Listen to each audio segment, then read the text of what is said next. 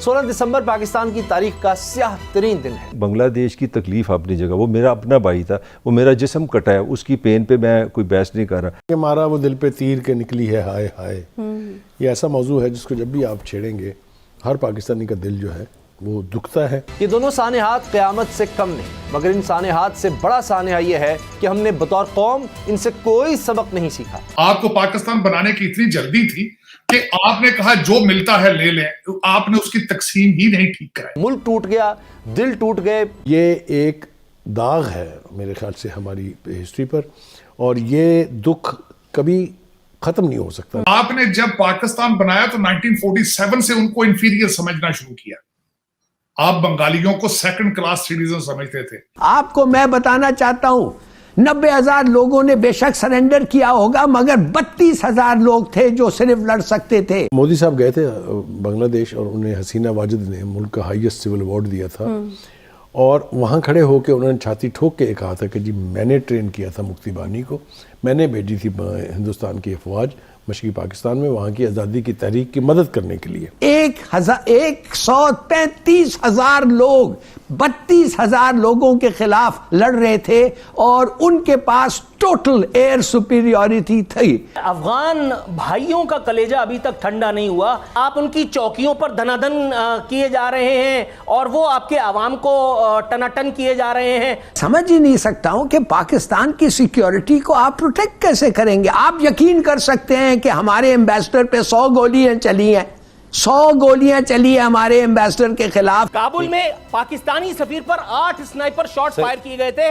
गोलियों के 100 राउंड इसके अलावा थे। और अब तो हमें पता चल गया है ना कि ये टेररिस्ट का देश घर बन गया है। TTP, Daesh, ISIS, al Qaeda, Indian सब कॉन्टिनेंट, रॉ, ये सब उधर हैं, इकट्ठे हुए हैं। हमारे पास सब मौजूद है, हमारे पास सब कुछ है, तो फिर हम क्यों एटम बम बना करके भी जूते खा रहे हैं।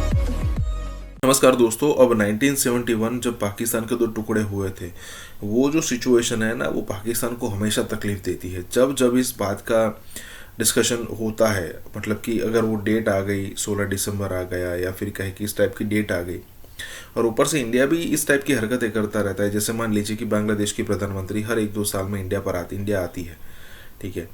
तो होता यह है कि जब वो जो सरेंडर वाली फ़ोटो है ना, उसके आगे ही सारे एग्रीमेंट साइन किए जाते हैं। मतलब वहाँ पर प्रधानमंत्री मोदी और शेख हसीना खड़े होंगे और वहाँ पर सब कुछ साइन किया जाता है। अब मतलब वो फ़ोटो तो अग्रीमेंट वाली आती है, लेकिन पीछे जो फ़ोटो होती है वो भी आती है। और यही चीज़ जो पाकिस्तान को जलाने के लिए मतलब इंडिया इंटेंसली करता है। उसके अलावा तालिबान जैसे लोग भी मतलब कि इरिटेट करते हैं पाकिस्तान को, या फिर टीज़ करते हैं कि भाई देखिए ये हुआ था, 90,000 सैनिकों ने सरेंडर किया था, हम तो उससे बड़ी मात्रा में सरेंडर करवाएंगे। तो 1971 वाली जो सिचुएशन है वो आज भी पाकिस्तान को हॉन्ट करती है। इसी के साथ ही वीडियो शुरू करते हैं। नाजरीन, चमन बॉर्डर पर बिला इश्तियाल फायरिंग और हमलों का सिलसिला दराज होता जा रहा है। गुज़िश्ता रोज़ एक बार फिर फायरिंग का तबादला हुआ था, जिसके नतीजे में एक शहरी जाँ बहक और 12 ज़ख्मी हुए थे, जबकि 4 रोज़ पहले भी उसी जगह बिला इश्तियाल फायरिंग से 6 अफराद जाँ बहक हुए थे, और नवंबर में भी ऐसा ही सानेहा पेश आ चुका है। हिलाली साहब, चमन बॉर्डर पर असल मसला इस वक्त है क्या? देखिए, सीधी सादी बात यह है कि चमन बॉर्डर पे टीटीपी और मेरे ख्याल में ये टीटीए जो इस वक्त हुकूमत कर रहे हैं, इन्होंने फेंस को जो लगा हुआ है उधर, उसको डिसमेंटल करना चाह रहे थे, और किया उन्होंने। और हम शायद कॉट बाय सरप्राइज जैसे वो कहते हैं, और हमने शुरू में कुछ नहीं किया। तो शायद यही वजह ये है कि उन्होंने सोचा कि हम चलें, इसको निकालते जाएं, हम तो वी ऑलवेज अपोज दिस। तो उन्होंने जब फिर किया तो हमने रिएक्ट किया। रिएक्शन हमारा एक था, बम्बार्डमेंट उन्होंने सिविल एरियाज, सिविलियन एरियाज पे, सिविलियन घरों पे, बिल्कुल। तो काफ़ी कैजुअल्टी रेट्स हुए। जाहिर है हमने उस तरीके से जवाब नहीं दिया, मगर सुना है कि हमने उनके कोई मिलिट्री चीज़ों पे हमला किया था, मगर इट्स नॉट इनफ। ये काफ़ी नहीं है। आपको सोचना चाहिए, ये कभी नहीं मानेंगे वो फेंस, शुरू से ये नहीं मान रहे हैं। तो अब आप क्या कर सकते हैं? मुझे नहीं पता, ये कोई मिलिट्री पे है, क्या क्या रिएक्शन, माइन करेंगे आप अपने बॉर्डर्स को, बॉर्डर क्रॉसिंग उनको ये करने के लिए क्लोज कर देंगे, बंद कर देंगे, ट्रेड को रिस्ट्रिक्ट कर देंगे। माने क्या करेंगे आप? इसलिए कि टीटीए जो है वो टीटीपी को तो रोक नहीं सकती, ना वो रोकने चाहती है। उनको उन्होंने पनाह दिया है, उनको उन्होंने हथियार दिया है, उधर से वो हमें अटैक कर रहे हैं। तो मैं ये समझ ही नहीं सकता हूं कि पाकिस्तान की सिक्योरिटी को आप प्रोटेक्ट कैसे करेंगे। आप यकीन कर सकते हैं कि हमारे एम्बेसडर पे 100 गोलियां चली हैं, 100 गोलियां चली है हमारे एम्बेसडर के खिलाफ। किधर से? एक घर जो पाकिस्तान एम्बेसी के ऊपर से वो देख सकता था। तो भाई जब एक एम्बेसी है और एक टारगेटेड एम्बेसी है, आपने सोचा ही नहीं कि वो घर को खाली कराएं या वो घर पे ऐसी सिक्योरिटी लगाएं या कोई उधर से जाके 100 गोली। अब आप सोचिए 100 गोली कितने देर लगते हैं और वो फायर करते गया है। और अब तो हमें पता चल गया है ना कि ये टेररिस्ट का देश घर बन गया है। TTP, Daesh, ISIS, al Qaeda, Indian सब कॉन्टिनेंट, रॉ, ये सब उधर हैं, इकट्ठे हुए हैं। और मैं आपको एक दो चीजें जल्दी से बता दूं जी। 40 मिलियन अफगान्स हैं, 39 या 40 मिलियन। उनके जो डॉलर्स की रिक्वायरमेंट है वो सब पाकिस्तान से स्मगल हो रही है, बिल्कुल हमारे बॉर्डर से वो जा रही है। तो क्यों नहीं हमारे डॉलर्स कम हो जाएंगे? और दूसरी बात है गंदम और ये वो, उनका खुराक हमारे वहां से आ रहा है यार।